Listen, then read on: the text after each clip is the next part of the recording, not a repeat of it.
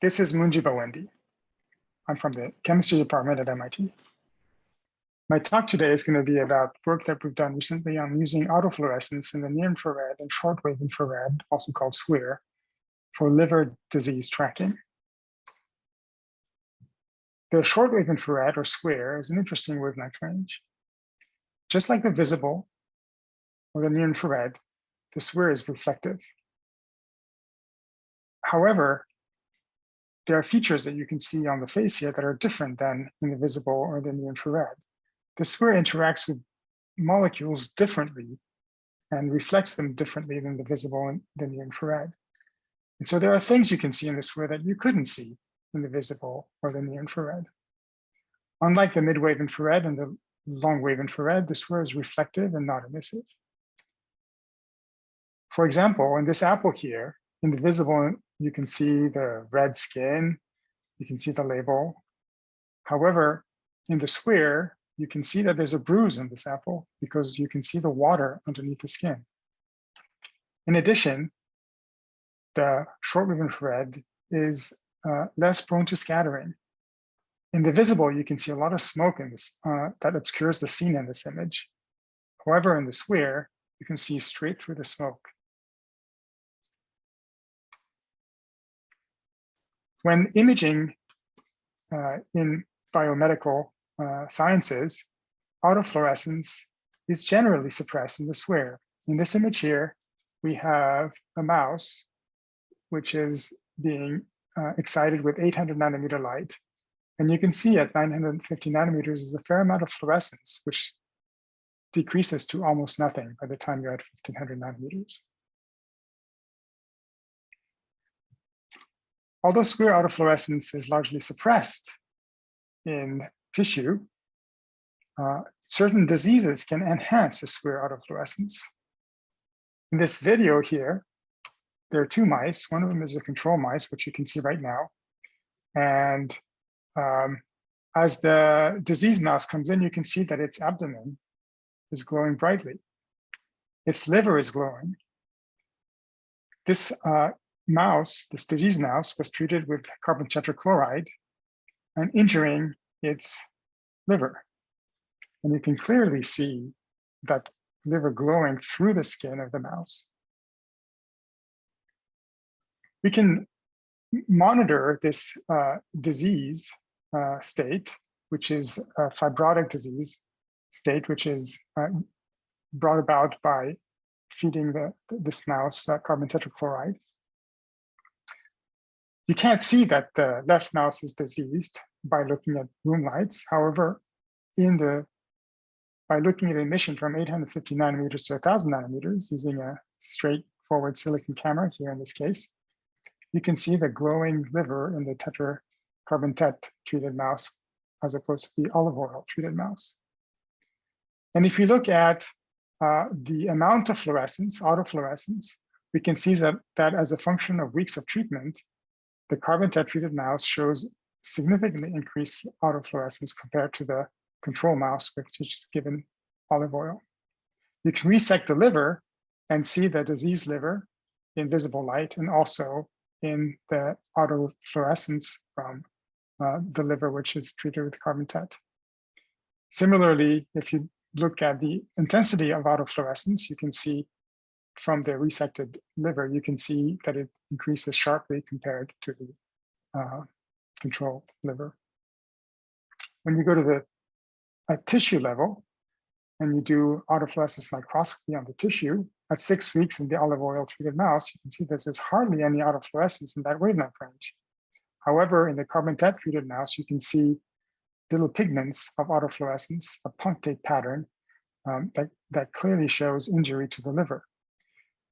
You can do serious red stain on this tissue slice, and you can see the increase in the fibrosis of this liver as you go from 3 weeks to 6 weeks of carbon tet treatment.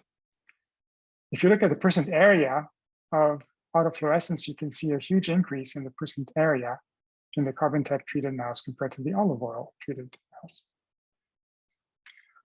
What we can find is that oxidative damage is an important factor in this autofluorescence signal.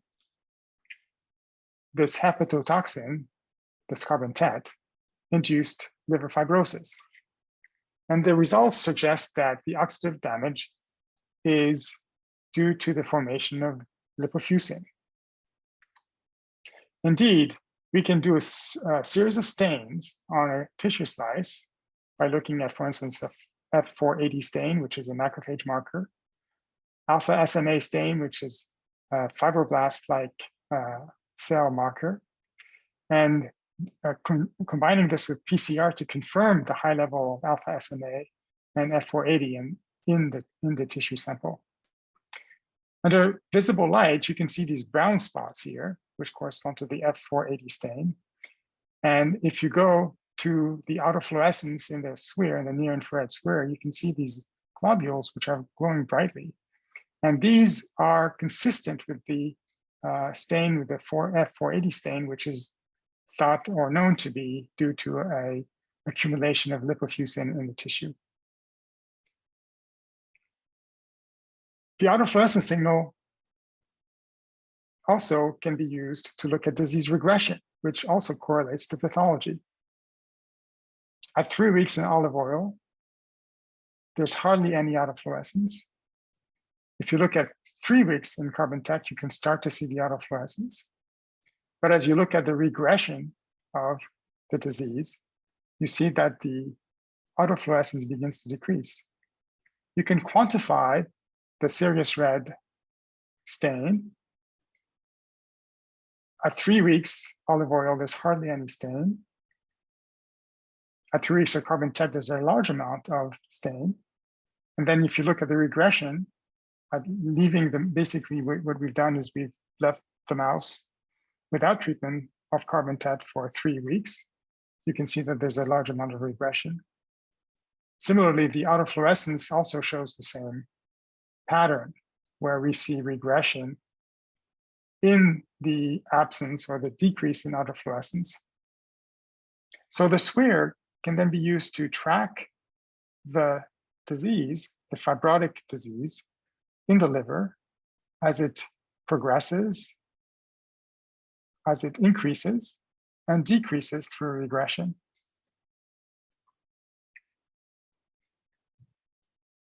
The autofluorescence signal regression in the disease regression also correlates to pathology.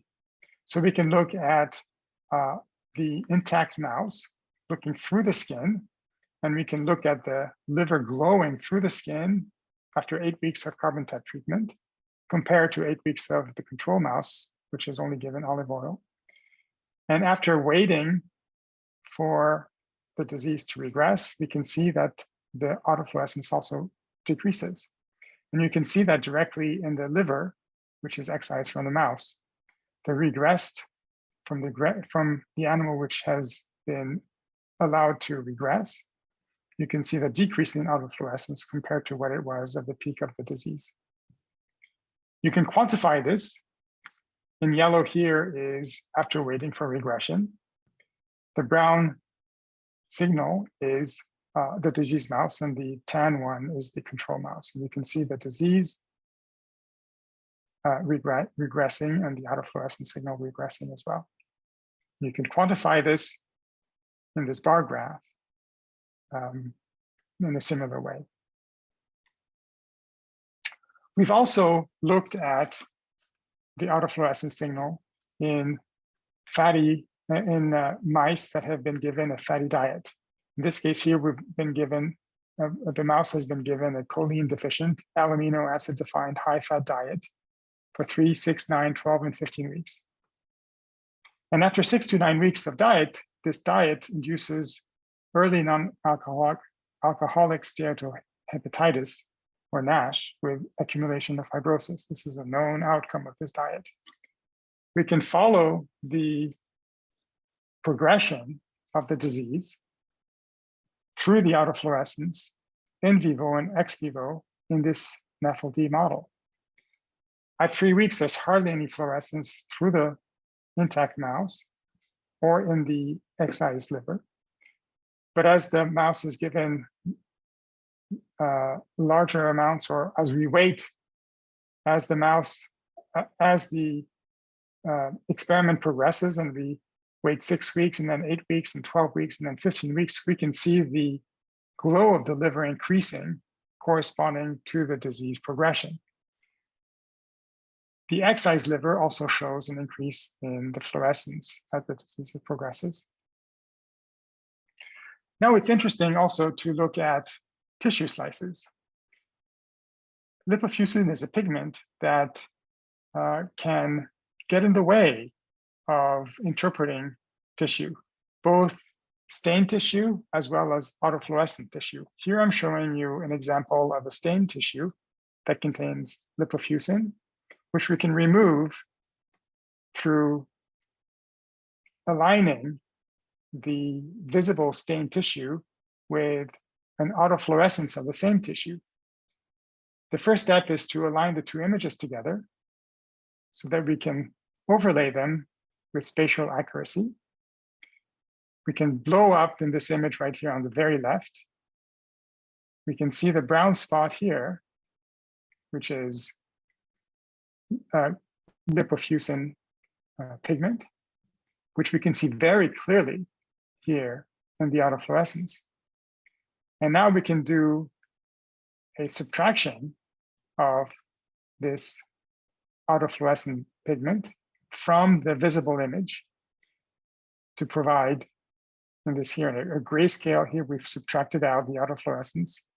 And in this right-hand side here, image B, we've recovered the visible image with the brown stain or the autofluorescence from the lipofuscin removed from the stain. We've also done similar data analysis with tissue that has been stained with immunofluorescent dyes. And we can remove the signal from the lipofuscin in a similar way. Let me conclude my talk here by summarizing our results. We demonstrated an enhancement of autofluorescence in vivo and ex vivo, as well as in tissue slices from lipofuscin in mouse models. In one model, we treated the animals with carbon tetrachloride to induce injury to the liver. In another model, we gave the mice a high-fat diet.